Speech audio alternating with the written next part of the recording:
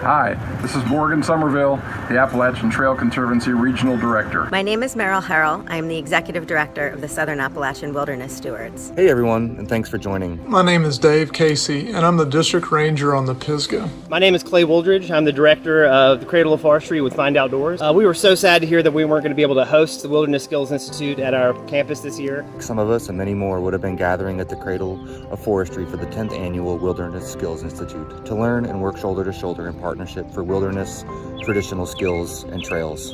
We're not able to do that this year and keep everyone safe. So even though you're not on the Pisgah National Forest physically, I consider it the home of Wilderness Skills Institute. So welcome to the Pisgah virtually. Things look a little different this year. One thing is you probably won't get rained on. But we are really thrilled to be able to offer these 6 sessions virtually. We hope that you share learning that you have freely and openly. As a former wilderness instructor myself, I know how important the community is, to be able to come together and meet new people and to learn new skills and to see all those old faces that are out there doing the same kind of work that you're doing. And so I strongly encourage you just to take every opportunity you can during this time to focus on cultivating those relationships.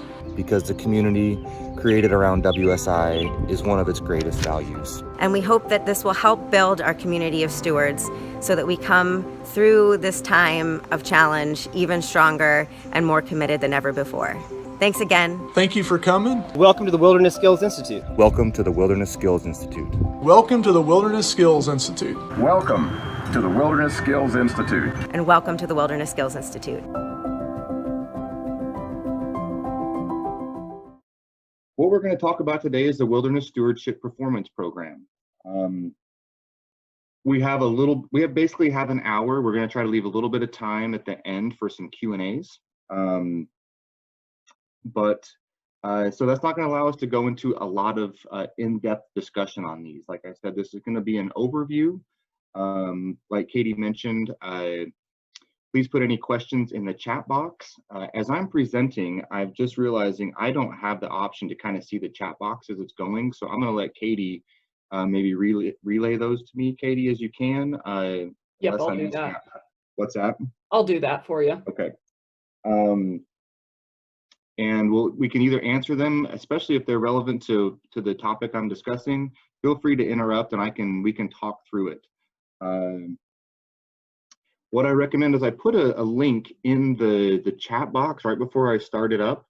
And it's not going to work out perfect for the external participants, which I apologize for, but that's the link to the WSP SharePoint site maintained by the Washington office. At the bottom right of that homepage for that SharePoint is the WSP Guidebook 2020. If you're able to open that up, I encourage you follow along. You might get a little more context for what I'm going to discuss, and have questions as we go through it, because we're not going to go in depth and look at each of the point tools, that type of thing. So, all right. I'm going to keep moving, Katie, unless you interrupt me with a question, and feel free to do that, folks. We're happy to have more of a conversation on this, and if you want to save it till the end, that's great as well. Just a quick agenda, what we'll be looking at, kind of an intro. We'll be looking at the elements, discussing it briefly as a performance measure, kind of implementation, funding, and a little bit of reporting.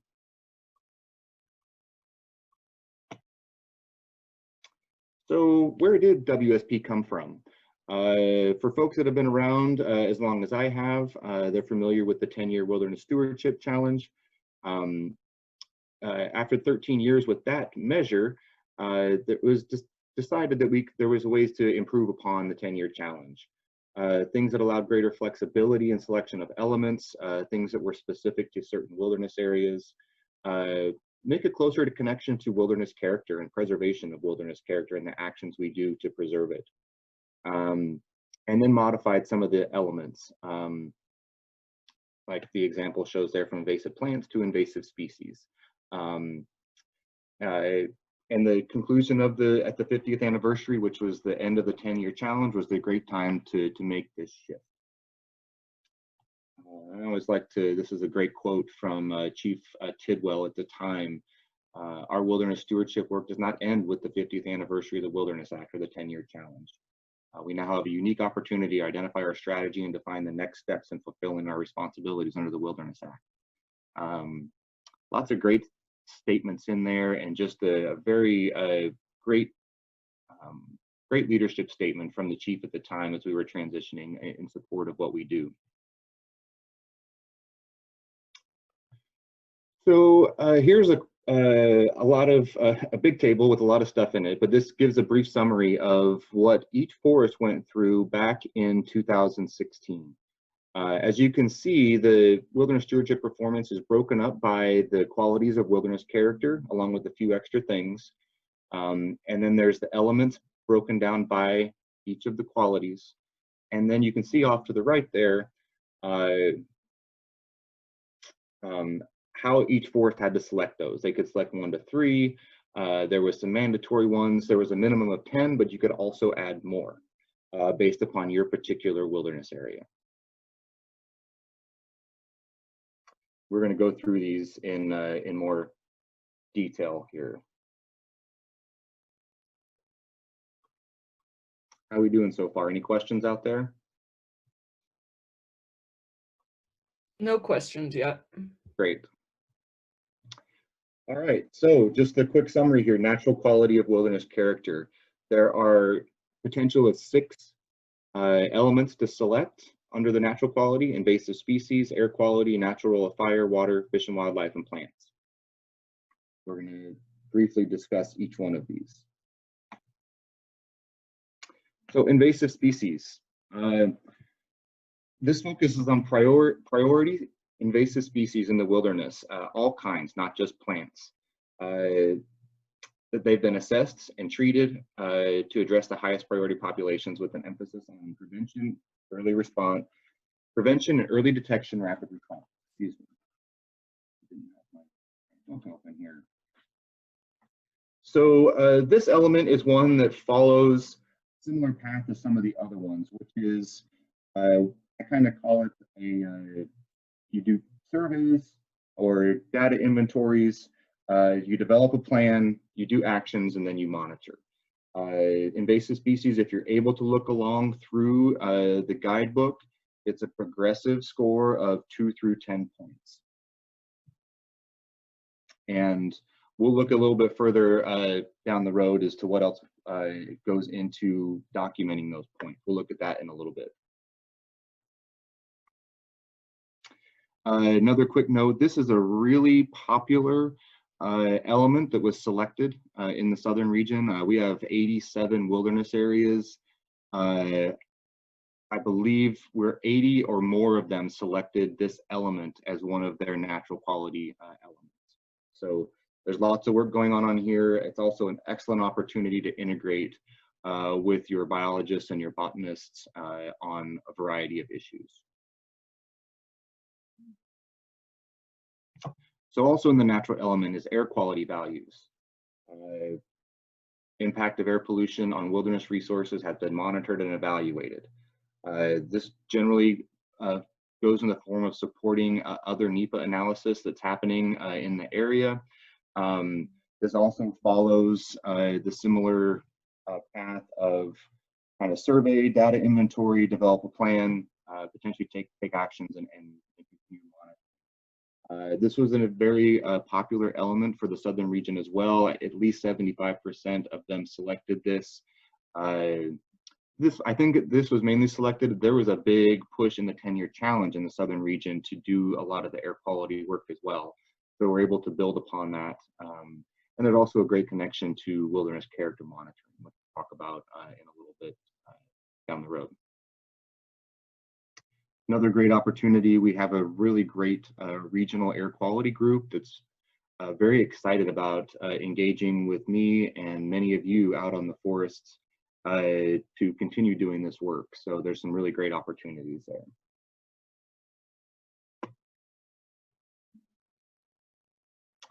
The natural element, natural role of fire. Wildfire and/or prescribed fire has been managed to allow for natural role of fire in the wilderness. You know, this is getting to be a more and more popular, or popular is the wrong term, but popular topic, I guess, being discussed. I know in the southern region, but I also think nationwide as to what the role of fire is in wilderness areas and how can we accomplish that. This one is a unique one, and it doesn't have this 2 through 10 progression of points. A lot of the points relating to this one are that there's current fire management direction, that we're documenting any fire that we do have in wilderness. And then there's some 2-point check boxes on this one, that each year you meet and do a postseason evaluation of fire activities in particular wilderness areas. And one of my favorite ones is there's a 2-point checkbox that a wilderness resource advisor or technical specialist was assigned to each wildfire in these wilderness areas. That's a really great thing to have it on your units as a read, and having them involved with the fire group as these issues come up.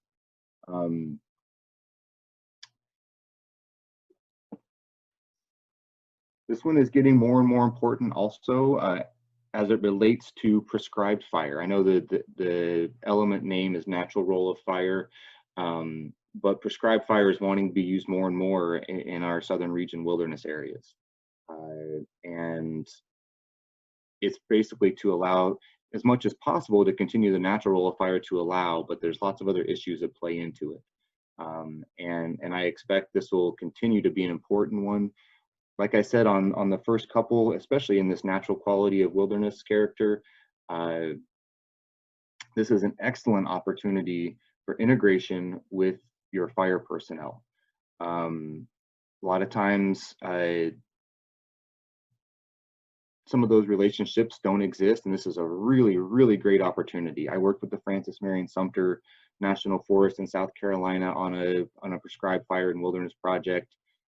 I learned a lot. I think they learned a lot. And, you know, we came out of this with a successful project in the end that's going to allow some limited fire in a couple of areas that really need it. You know, that fire has been precluded from there because they have to suppress everything because of urban interface and other things. So I look forward to working in this one a little bit more and continuing to learn.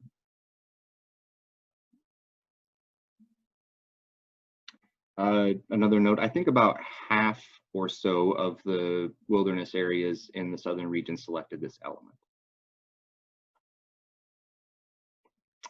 Water, this is water quality and quantity is protected in this wilderness where appropriate to store natural conditions and processes.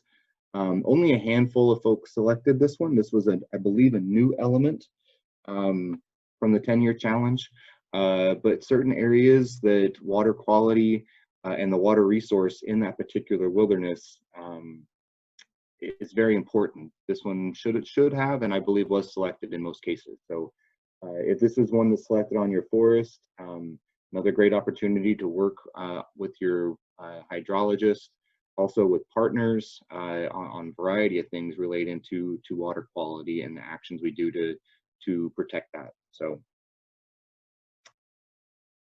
that is water. Next one is fish and wildlife. The need to conserve and or recover populations of indigenous fish and or wildlife species has been evaluated. Big focus on this one is endangered, threatened species. You know, it says indigenous and recovering indigenous populations. I haven't had to deal with this one much in the southern region. It's a very hot topic in a lot of places out west. With putting, you know, animals that have been removed from certain ecosystems back into there. Not to say this couldn't pop up. I know we have a pretty massive fish stocking program probably throughout the region, both, you know, basically where it's stocked outside wilderness with the intention that those fish are going to go in the wilderness, variety of other things. So only a handful of folks selected this one, I believe, probably ones that had very specific management objectives to recover indigenous species. So great opportunity to engage with your biologists again.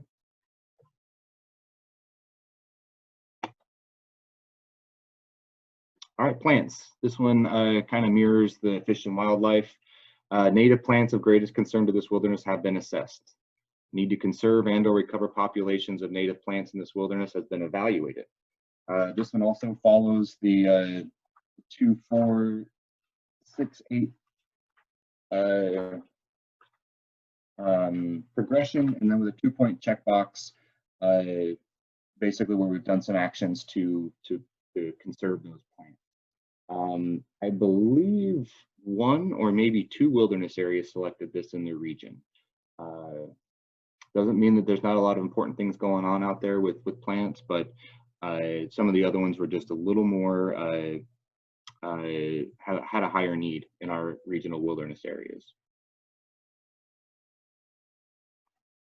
I'm going to pause there real quick before we go on to the undeveloped quality of wilderness character.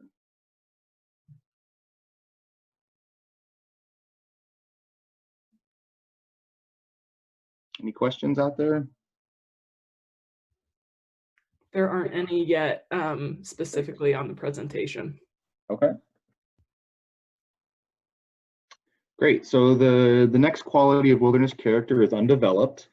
This includes recreation sites, trails, non-compliant infrastructure, motorized equipment, mechanized transport, youth authorizations. This is one that many of the folks that I work with and probably on this call are pretty familiar with, although I think we have a wide range of folks on the call as well that they might work a little more regularly in many of the programs that we just talked about on the natural quality. But this is one that we've been working on for quite a while. So dive right into this one here. Oops.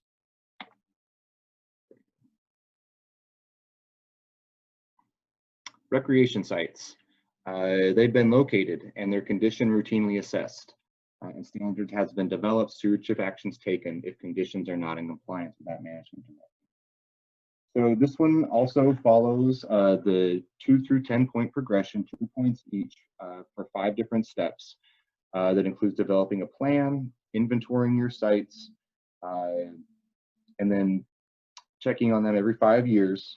And you've got direction to take action if something is outside of those standards. This is work that's been going on the forests and for 2 to maybe 3 rounds, depending on when they got started in the 10-year challenge. We should be getting pretty good trend data, and I know certain high use areas are probably using some of that data to help inform their decisions on the best way forward to manage recreation use in their wilderness areas. This was a pretty popular selection as well in the southern region. Most, if not all, selected recreation sites. There's a couple of wilderness areas in the region that don't have any recreation sites, or at least known ones. So obviously they didn't select that, but there's a lot of work ongoing with this one. This is something that our partner SAWS and Appalachian Trail folks probably have been doing some of this work over the last decade or longer, assessing these campsites.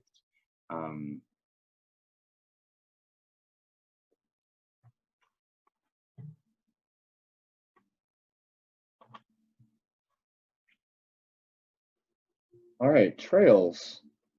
Believe it or not, this was a new element from the 10-year challenge, but I think a very needed one and a pretty popular one. Most of our wilderness areas selected this in the southern region. The description is trails need to be managed to provide quality wilderness experiences while minimizing biophysical impacts.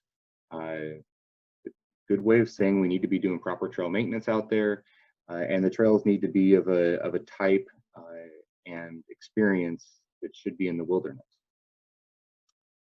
The scoring on this one is set up a little bit differently, which is good. It's broken up into 2 different sections, one being system trails and the other being non-system trails, which we all know were an issue, particularly in a lot of our high use areas.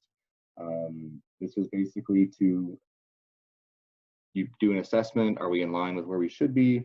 and then you're doing a survey and a plan on the user created side to address any issues.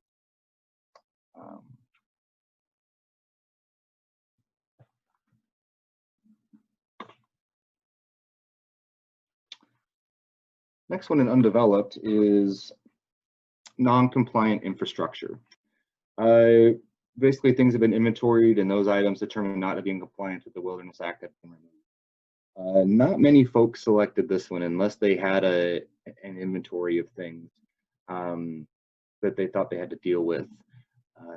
This would be a good one in the right wilderness area, which is great to have that option to where you can use this element to revisit past decisions or revisit situations that were maybe avoided for a variety of reasons to go through and probably a minimum requirements analysis and determine if it's really needed or not.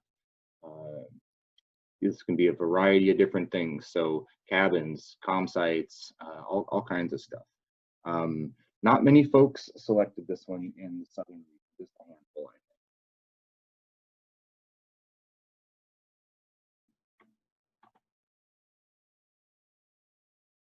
Right, the last quality, or the last element in the undeveloped quality is motor mech authorizations. Use of motorized equipment and mechanical transport, unless deemed necessary, has been documented. So this is an interesting one for me because and there's more to it than just documenting when you have these approvals in place. If you selected it as an element, because we should be tracking motor mechanized authorizations or incursions anytime through our annual reporting. But this one definitely gets into it a little bit more, and I'll mention just a couple of things that I think are a really important part of this element, which is the 2-point level is that appropriate forest staff are trained and knowledgeable in how to conduct a minimum requirements analysis. That's a pretty big deal. And then it goes more into the authorizations have been basically documented.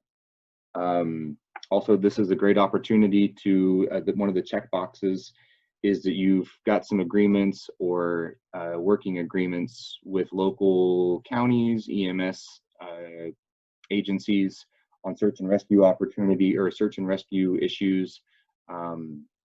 Addresses a lot of those things to be a little more proactive.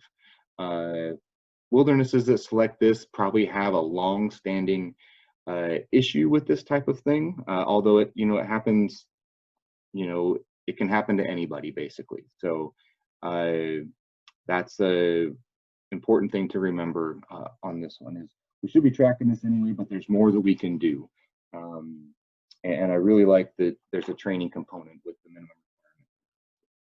I think only a couple in the southern region selected this element.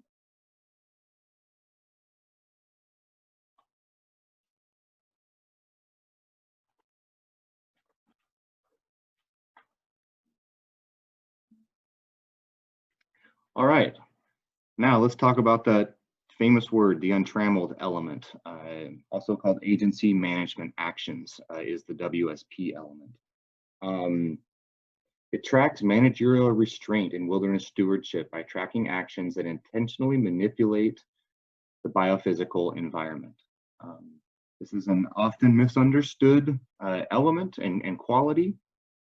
It's a mandatory quality, so that we should be tracking this stuff anyway, but this is a great opportunity to dive down a little bit deeper into this one, and it's a great opportunity to teach folks on your forest about this. So I'm going to go through this one in a little bit more detail, just so folks understand what's inside. So this follows a 2 through 10 point progression, a 2 through 8, and then with a 2-point checkbox. But the 2-point level is the forest supervisor has sent a letter to all staff within the past 2 years describing the importance of the untrammeled quality of wilderness character and how the forest will track and evaluate trends. Getting an audience with your forest supervisor, and most likely a lot of forest and district folks might be responsible for writing that letter, but it's a great opportunity for them to talk and to get a letter out to all employees so they understand. So I thought that was a really great introductory step on this element.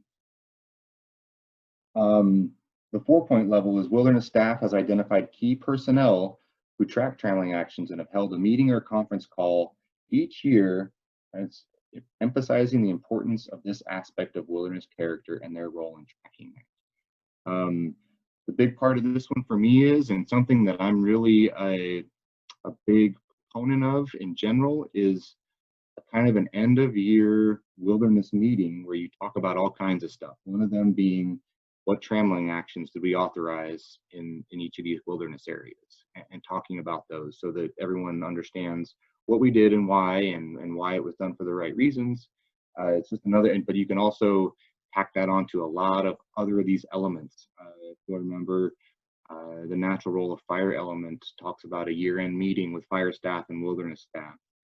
It's a great opportunity to bring all those resources together. Wilderness, the 6-point level is wilderness staff have compiled information from resource specialists on trammeling actions. So basically, the key wilderness contacts out on the units are meeting with people to get information on the trammeling actions that we did. And so we understand what that is. And there is a focus on, there's going to be a kind of a blurry line of what qualifies as something we need to track and what's kind of our standard, things that we do out there that we're not going to, report as a trammeling action. And a lot of your folks in your force know what that is. We go out and do trail maintenance a lot, kind of basic trail maintenance on a trail we know we're going to keep. Is that a trammeling action? Probably, but something that we don't need to track every time we do trail maintenance out in, all these areas. So. Yep, and John, Kate added in the chat that she believes a new document from the WIMPST was just added to the SharePoint that provides updated suggestions on what to include in the untrammeled letter. That's awesome, Kate. Yeah, and for those that don't know what the WIMPST is, it's the Wilderness Information Management Steering Team, a highly functioning group that really dive into the details and the weeds a little bit of lots of wilderness related issues, one primarily being the Wilderness Stewardship Performance Program, in particular the guidebook that we're all kind of looking at right now. And they usually pick a couple elements each year to provide more guidance and suggestions and assistance on how to meet certain point levels in each of those elements. So I highly encourage you checking that out. I know a few forests in our region have sent the letter out from the forest supervisor, but if there's a really good template out there that you just kind of plug and play with the names, it's a really great way to not only get a couple of points, but also to talk about wilderness on your unit and what untrammeled is. Thanks, Kate. The 8-point level for the untrammeled quality is forest wilderness staff have basically presented to your FLT kind of the findings of this each year, what we're doing out there and understanding what that is. Another great opportunity and something that I'm a proponent of as well is trying to wiggle your way onto an FLT agenda for a short amount of time. And if you can get wilderness on there for a bit of that, it's a great opportunity to always keep that at the forefront a little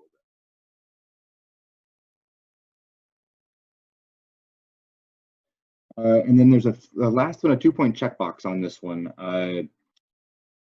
All authorized trammeling actions in the wilderness of a non-emergency nature have been evaluated through the MRA process or other appropriate analyses.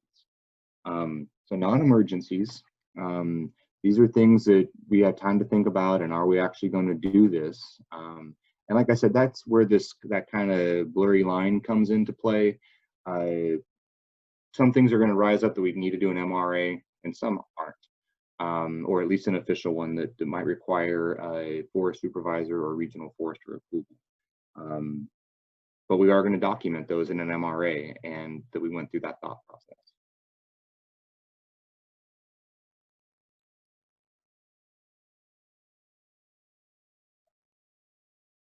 All right. Moving along.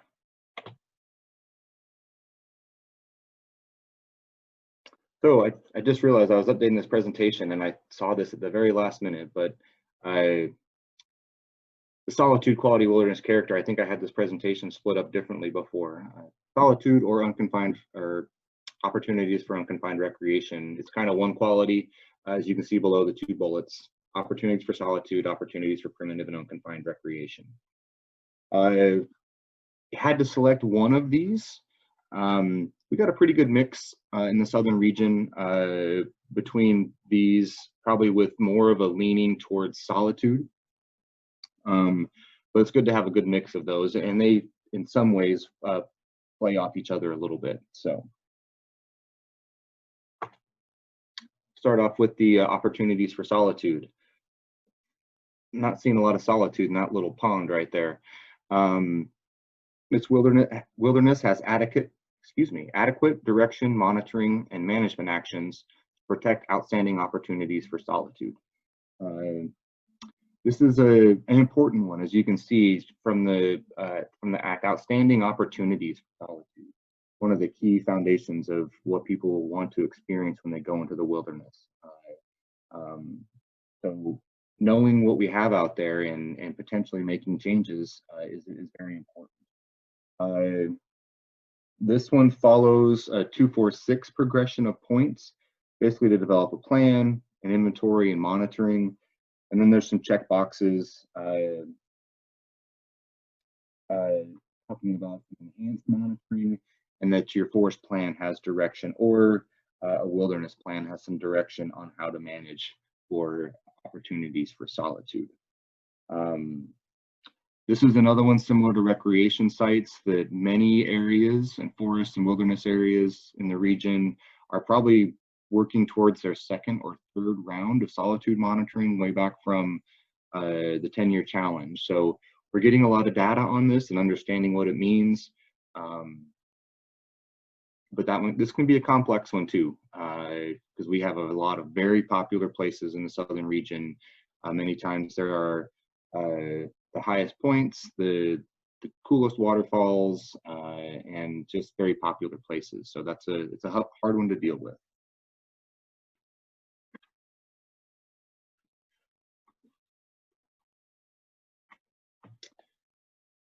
The second part is primitive and unconfined recreation. Managers know the location of administratively provided facilities, the degrade opportunities for primitive recreation, and existence of management restrictions that affect unconfined recreation.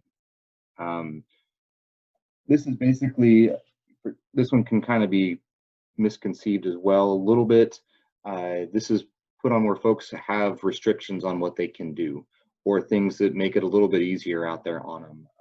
For example, trail signs, or group size limits, or fire restrictions, all these things that when you go out there, you want to be able to do what you want to do. And it's tracking what you have out there. Some wilderness areas have a bunch of those things, others do not. So that was where this one was selected in those particular cases. This one follows a 2 through 10 point progression where you basically have inventoried, developed directions, taken management actions, and are monitoring on how you're moving forward with it.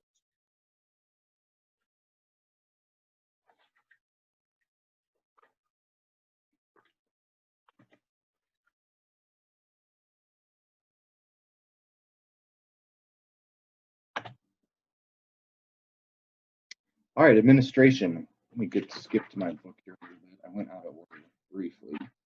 All 3 of these are mandatory selections. Workforce capacity, education, and wilderness character baseline. We'll go into a little bit more detail on those. These are all very important elements. So workforce capacity measures the agency's capacity to adequately manage wilderness as a function that workforce numbers, training and skills, personnel partners, and volunteers involved in stewardship activities. You know, that boils down to, do we have the resources, personnel to do the work that needs to be done out on the ground. This is one of my favorite elements as far as scoring goes. It's 5 2-point checkboxes. So you can achieve 2 points on a variety of things without having to do something before that. And I'm going to review those a little bit because we have such a wide range of folks on here that you'll kind of get to where you feel where you might fit into some of these discussions. The first 2-point checkbox is an adequate number of personnel are in place to effectively manage and provide a field presence in the wilderness. That's agency related. The second 2-point checkbox is partners and volunteers are effectively incorporated into stewardship activities and accomplish significant work. With our audience on here, we have agency partners, probably volunteers as well, and there's shouldn't be many wilderness areas in our region that are not selecting that 2-point checkbox. You know, I'm a little biased, but our partners and our volunteer groups are, I think, the best around, and they're everywhere. They're in every nook and cranny of the forest, and they're definitely accomplishing significant work, doing a variety of things. So that's something we all should be checking, and it shouldn't be that difficult. And thank you all for being out there with us. The third point checkbox is line officer training, another really important one. Your line officers, there's trainings developed specifically with them as an audience. We have the Carhartt trainings. I know in-person trainings are maybe on long-term pause. I'm not quite sure what's going to happen there. But it's extremely important your line officers receive some training on wilderness if they don't have any kind of background in it. Because as we've all learned, it takes a slightly different mindset to approach wilderness management in a way that's correct and productive. So talk to your line officers. There's great training out there available for them. There's even a lot of online resources right now that have been going around if they're interested. The next 2-point checkbox is units have inventoried their workforce's existing traditional skills, identified their needs. This is another great opportunity to incorporate our partners and volunteers. Many of them are providing a lot of our traditional skill programs, both in training and in implementation on the ground. It's probably the biggest demand that I see in my position is folks needing cross-cut training, both agency and partner across the board, on a pretty regular basis. So it's always been a big part of the Wilderness Skills Institute. The cross-cut courses that we put on are always oversold, so to speak. We've got to prioritize who we can get in. So a very important part of the wilderness program is the traditional skills. And the last box on this one is permanent agency personnel involved in stewardship activities have completed wilderness awareness training. There's some standards for that I won't go into detail on, but there's lots of opportunities for wilderness training out there. And I would encourage folks that work in wilderness to take those trainings. And for those of you that are advocates, is to help them understand that and put them in touch with folks that can help them receive the training they need. Hey, John. Yeah. When you're reading the elements, you get a little muffled, so maybe just make sure that you're projecting towards the microphone. Okay. Sorry about that. Okay. I think we can still hear you, but that's part of the reason I wasn't going to do this part on video, because I'm probably I look like I'm probably doing sign language as I'm talking to all you guys, moving my hands around so much.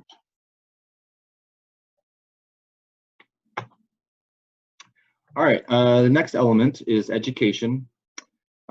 Specific and targeted educational activities have been undertaken by Forest Service personnel, partners, and/or volunteers to improve understanding and awareness of wilderness values by the public. This is a very important element For those of us that work in wilderness on a regular basis, I think it's a constant part of our job to educate folks both internally and externally on what wilderness is and why it's important, why it's a little bit different, and why it's important to still do work in there, and why we're putting resources towards it. Big part of this element is the wilderness education plan. We've been through a few iterations of wilderness education plans. I know at least 70, well, I know all of the wilderness areas have a plan of some kind. I believe a majority of them went through a revamp with saws maybe about 3-4 years ago.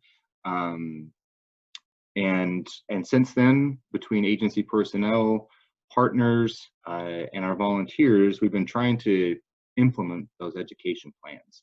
Extremely important. It's always a part of some of the WSP funding proposals I receive.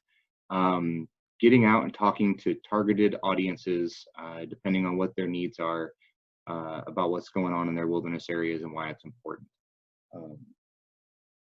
So I continue to focus on that one. It's a very important element.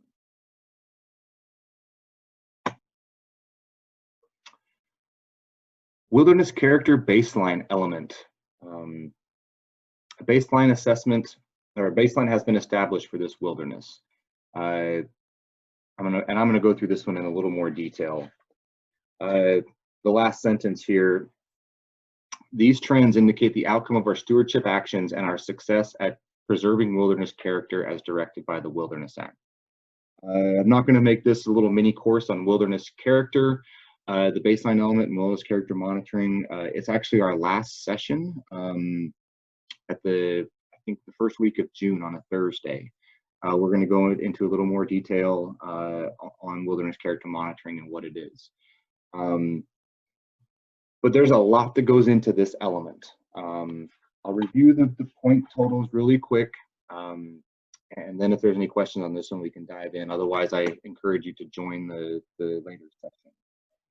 So 2-point level is basically that all of the information we have, legal and administrative, has kind of been rounded up and put in a place where we all can find it, usually somewhere electronically, so that when whoever compiled that or whoever's in their current positions now are able to find the things that need to be found in relation to a particular wilderness area. 4-point level is the wilderness character narrative. This is about a 10-page or so document that describes what's special about this wilderness area. It's broken down by the 5 qualities of wilderness character. Goes a lot into the intangible side of things. If you don't know a lot about a particular area, I've read a handful of these as we've started this program, and they're just fun to read if you've never been to one. It talks about very specifics, and a lot of effort goes into writing the wilderness character narrative. The 6-point level is measures for each of the indicators have been selected for this particular wilderness area.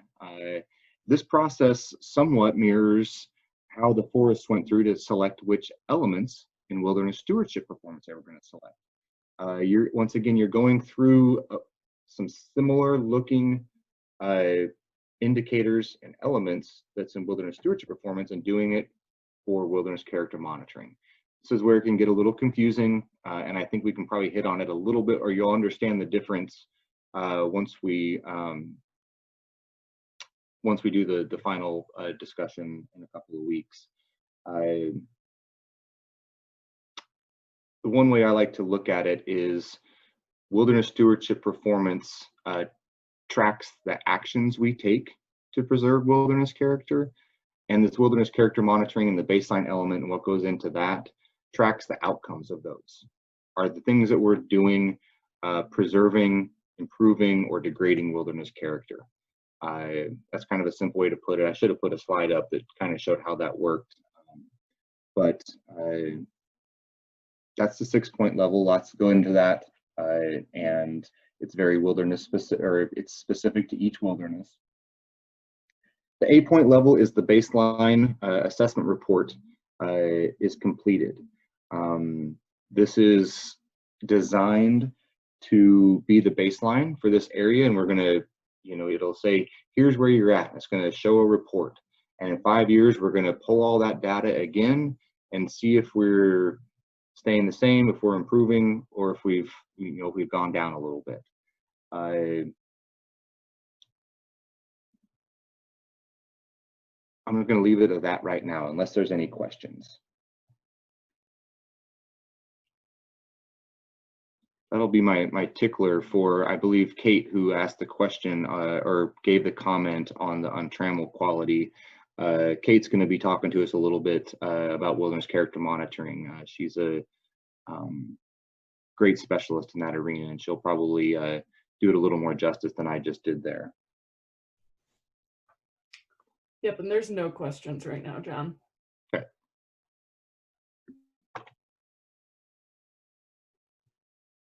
All right. So quickly, a couple that I don't want to forget about. The 5th quality of wilderness character is called other features of value. If your wilderness has it, it's on an equal footing with the other 4 character qualities. Natural, undeveloped, solitude, and untrammeled.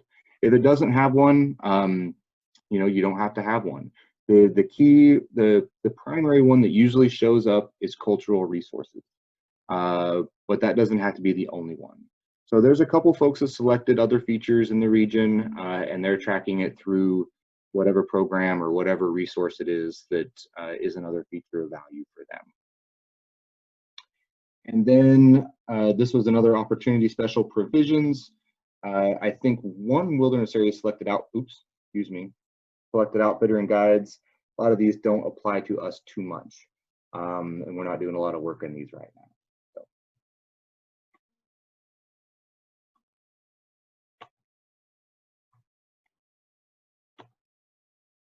So here's that quote that I tried to mention here about the difference between wilderness stewardship performance. It tracks the actions we take to preserve wilderness character. So what is an action?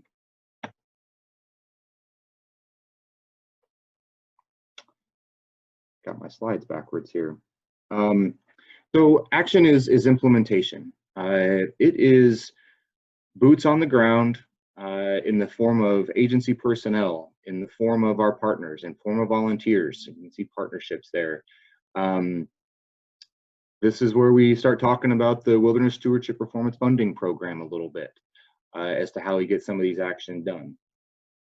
One of the key things here, and if you take one thing away from my discussion here, hopefully, as I've gone through a lot of this other stuff before, is this is interdisciplinary. A lot of folks hear the word wilderness and they say, go talk to the rec guy or the rec woman, and they have to figure it out. It's in the wilderness, it's not my program. And really nothing could be further from the truth. There's all kinds of resources out there. Yeah, we have wilderness managers and wilderness rangers, but I encourage you to talk to folks about this as interdisciplinary nature. We should all be working together to preserve this resource.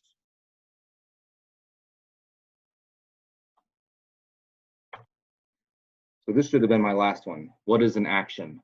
And then I would have gone into implementation. Sorry about that. I got to switch those up. You can see this is similar to the summary of the elements.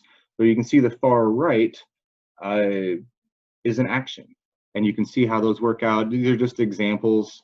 You can see a lot of collect data, assigning a resource advisor, manage, monitor if necessary per MRDG, inventory, assess. There's lots of stuff that goes into that. You see a lot of inventory, assess, and monitor. A lot of the steps in between there, though, is you're doing some kind of action that you hope is going to improve or preserve one of those qualities of wilderness character. That's just a brief example of what's going on there.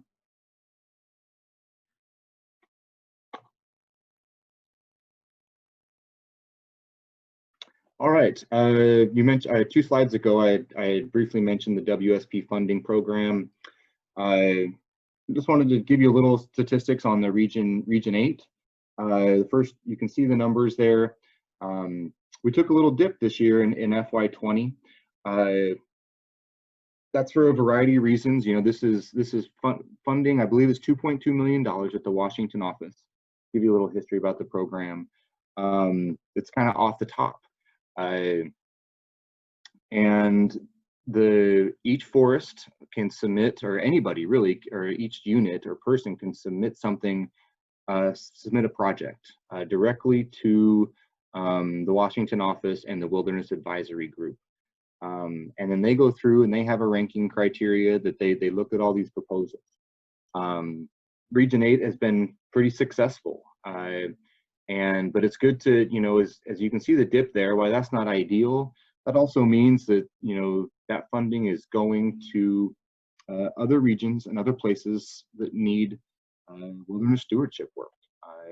And there's, you know, it's hard to complain about that as well. We should be hearing about FY21 in the next month or so, probably. We're looking forward to that. And the units that submitted those we work to partner with SAWS in most cases, and other groups as well, to accomplish this work. I'd put accountability on there too. One of the best things we do with this funds is be able to tell our story, what we did and how we were successful in saying and doing what we said we were going to do. I feel like Region 8's usually really good at that. A lot of times with how the budgets come out and getting agreements done, we're maybe you know, a little bit late on some of the reporting stuff, but I know it all gets done.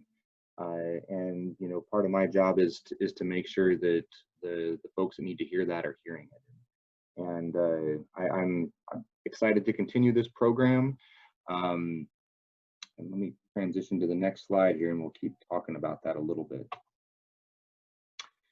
I'm going to bump down to that last bullet really quick to transition from the WO funding discussion. Is local funding. You know, it'd be an understatement to say budgets are uncertain and budget processes are even more uncertain these days.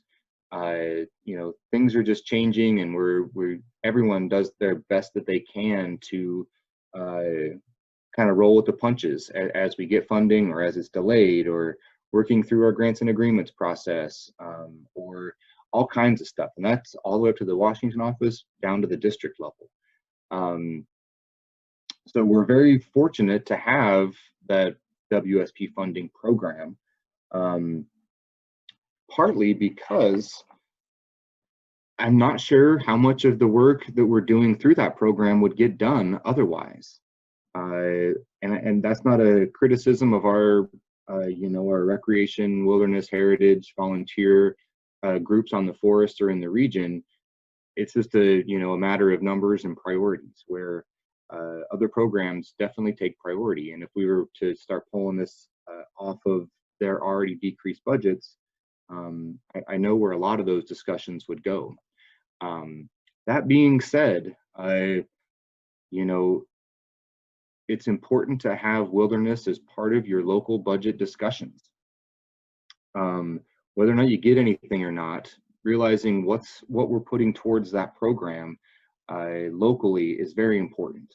Because although I hope the WSP funding program continues, you know, at some point it may end. You just never know. And then where are we? So I just wanted to make that local plug. I know all of you do your best to scrounge up whatever you can and support the wilderness program and our partners out there doing that work. So keep it up. But that's my small little soapbox on funding side of things.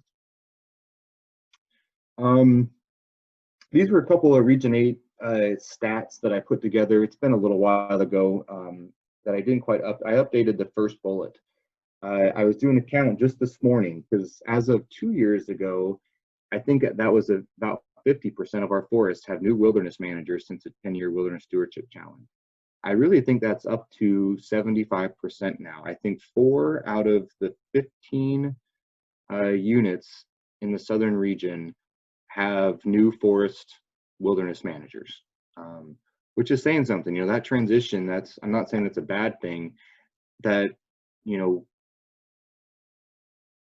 sets us up for lots of great opportunities, but also needs to make sure we ensure consistency in a variety of things, in reporting, in coordinating with partners, and how we're implementing some of the wilderness programs. So I found that to be an interesting statistic.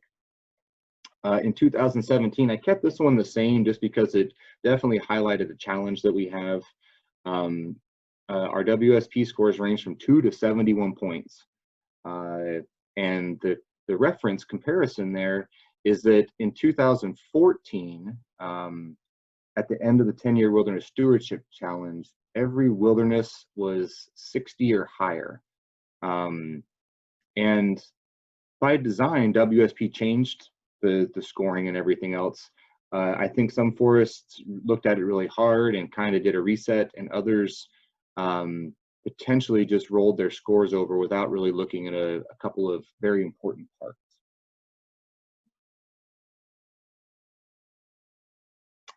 And then just I mentioned it a couple of times, you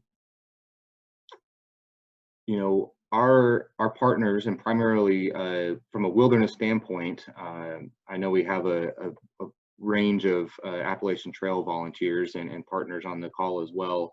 Southern Appalachian Wilderness Stewards and SAWs has been critical to our success in the WSP program. And partly is I'll give you a little story here. Before the National Wilderness Program Manager retired over the holidays, this may be a couple years ago, and she, you know, you guys are so successful in that program, and you saw how we kind of kept bumping it up, and I gave her 2 reasons. One was basically math. We have a lot of wilderness areas and are able to get a lot of points as we apply for these funds, and that's some of the scoring criteria. So, you know, that side of things just makes sense for us. And this part 2 of that is that, you know, we're working with a partner that when we identify this work, someone's solely dedicated to getting that work done. You know, this is not a criticism by any means, but if we're using internal folks, you know, they're going to get pulled off to do all kinds of other things as their boss and line officers direct them to do. They all have other duties. You know, we have some great wilderness and trails folks out on our forests and districts, but they also get pulled to help out on a variety of other things, whether that's fire or other things they just have to go do. So using our partners, we really increase our capacity to get a lot of work done. So I continue to sing that from the mountaintops a little bit. And we continue to try to refine what we do and deliver the best programs to you guys, working with our partners out there. So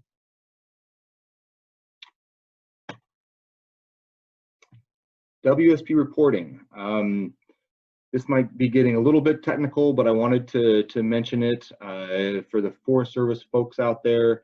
Each year, many of our recreation, wilderness, and trail managers get to look at this little screen on the bottom left right there and do a lot of data entry and clicking to do their year-end reporting.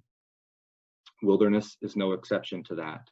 In fact, it's one that has a lot of clicking involved, especially if you have a lot of wilderness areas. So my main thing there is, and this is where I should have had one more screenshot, and so I'm gonna, for those of you that have the guidebook up, notice I put documentation here. In the WSP guidebook, as you go through each element and each point level and the description of what you have to do to get those points, there's 2 more columns in that table. One is deliverables and outcomes. It tells you kind of a brief summary of what you should have to say that you completed that task. And then the last column in the guidebook is the recommended NRM documentation. NRM is Natural Resource Management. It's the name of that database you're looking at there. Some examples of those that are in there is location of centralized repository, basically the file path name. Where did you put that information that you collected so that someone knows where it is and it can be found? And the date of when it was done. Trying to find something different here. The date a meeting was held. We talked about some of these year-end meetings.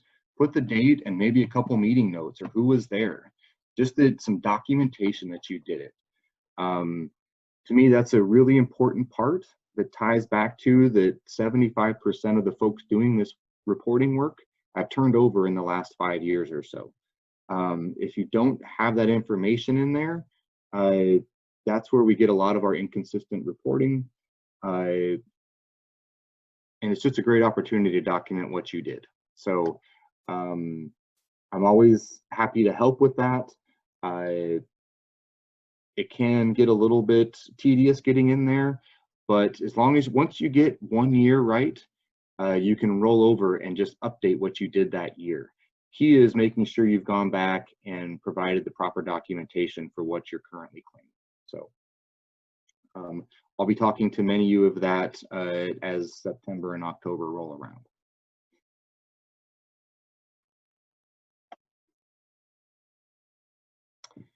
And here is a report of the elements selected by region.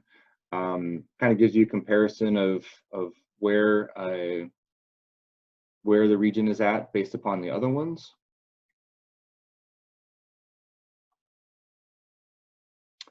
And this is the main one I wanted to show you here.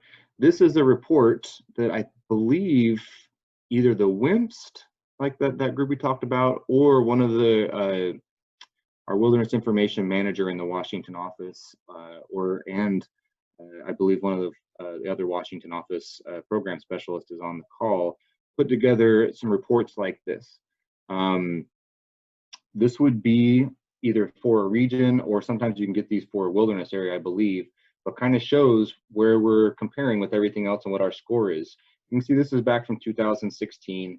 Region 8 is in green, the national average is in brown. So this was the first year of WSP. So, don't put a lot of numbers in these bars. I should have uploaded the FY21 or the FY19 one.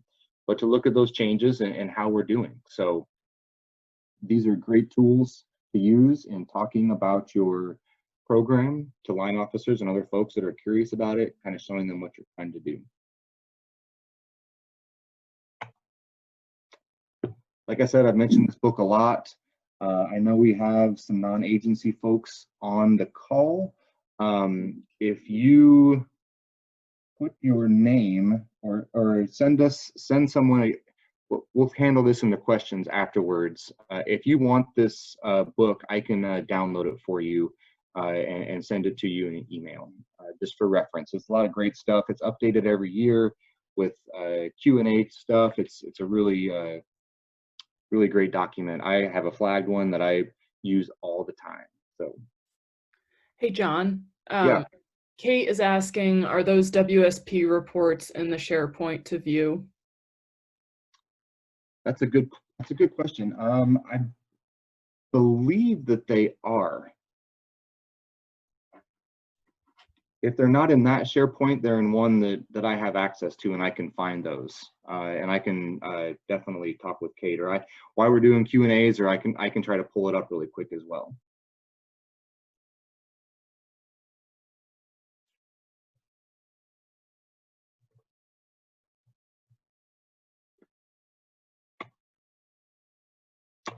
Well, that was a good segue there into any questions. And I'm going to exit out of sharing my screen.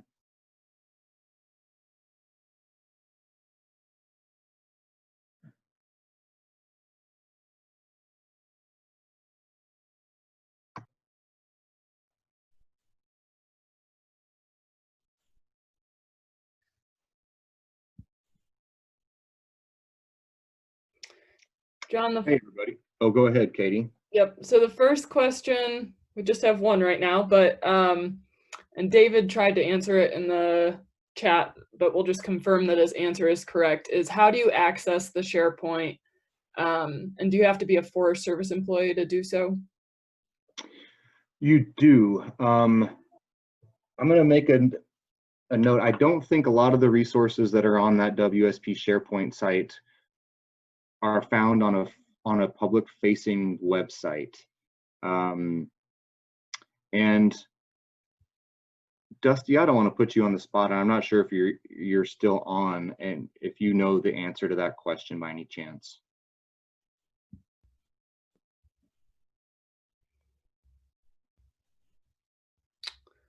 Looks like maybe he had to jump off. Okay.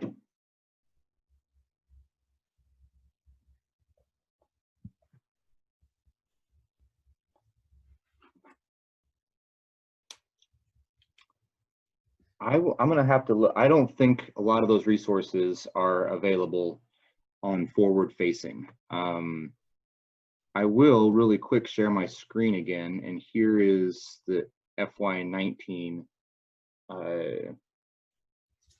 scoring.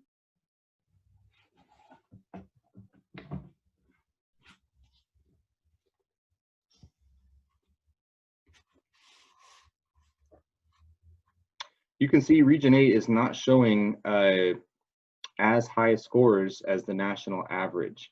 But you also see that we're increasing in scores. And I think a lot of what's happening over the last few years is kind of some course corrections and also some reporting corrections over time. But I also, you know, I think with some of the turnover and the lots of the pressures that are put on folks that do the reporting at the end of the year, which they have a lot. Wilderness is only one of them.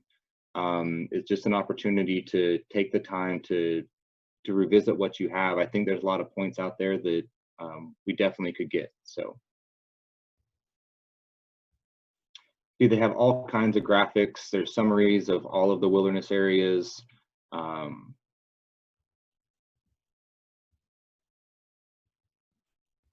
And these are publicly available to my knowledge. I'm not sure if there's a public facing side to some of those resources though.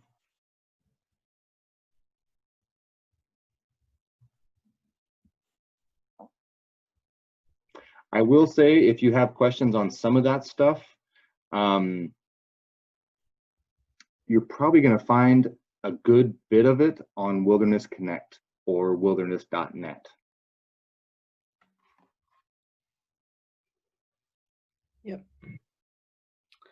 And then Rebecca put in the chat, asked that we take a second to recognize the hundreds of groups of Native peoples that defended and maintained wilderness areas thousands of years before the Wilderness Act.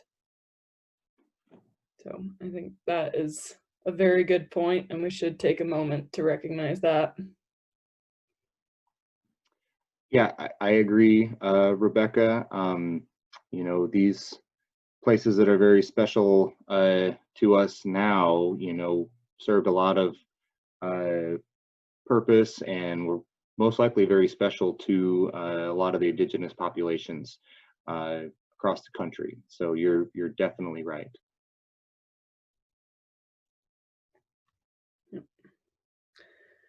And then Eric asked, given the decreasing trend in funding, how can we work as a community or as community stewards to accomplish priorities for wilderness stewardship?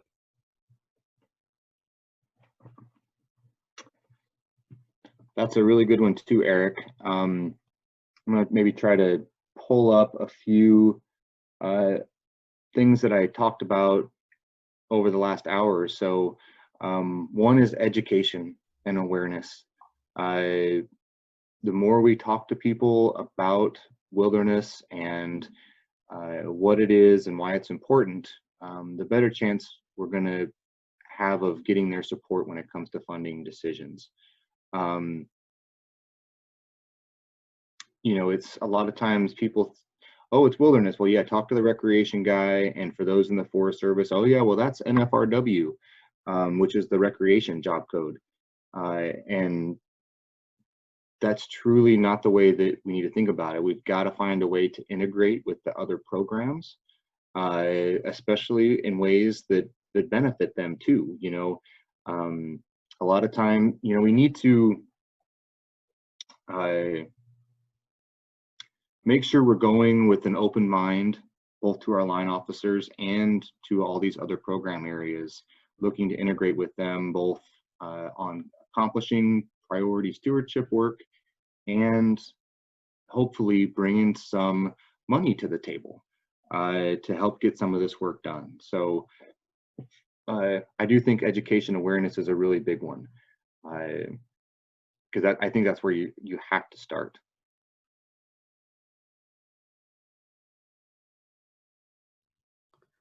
Great. And then Eric Dodd asks, in his 2021 WSP proposal for Clifty, he included updated the Daniel Boone National Forest ICE plan to include wilderness education. Is SAWS available as a resource to help with this, and who would be the best contact at SAWS for this? I would probably say David Cohen, right? Correct. Yeah, and I believe in that proposal, it was proposed to partner with SAWS to accomplish that work. So yeah, but reach out to David and Matt Abel, probably on your Forest 2 would be the three folks, or you and those two folks would be the best to get together to discuss that. Great. And then you'll also see, especially for ATC maintainers and volunteers, there is a form in the chat box that Stephen Aaron, the Trails Facilities Manager, would like filled out. And on that note, I am also going to put the virtual WSI evaluation form link in the chat. And if you get the opportunity to fill that out so that we can figure out what we're doing well, what we need to work on, you know, in case we do continue to use virtual WSI as an option into the future. So that link will go into the chat, and you can click on that and answer some questions about this specific session. And if you attend other sessions, we'll include it in the chat in those sessions as well, and hope that you'll fill that out. We haven't gotten any more questions in the chat at this point. Are there any final questions for John? Well, I just wanted to give maybe just a quick shout out to our AT partners that joined today. You know, we've got some other trainings over the next couple of weeks, and you know, I really value the partnership with ATC and what their contributions to Wilderness Skills Institute. It's been great. I worked with a lot of the GATC folks when I was on the Chattahoochee, and you know, I don't know the exact stats. Someone might be able to correct me. Something along the lines of 25 wilderness areas that the AT goes through, maybe 150-ish miles or so, going off some old stats here. So the connection couldn't be clearer, and I really appreciate you guys joining for this presentation.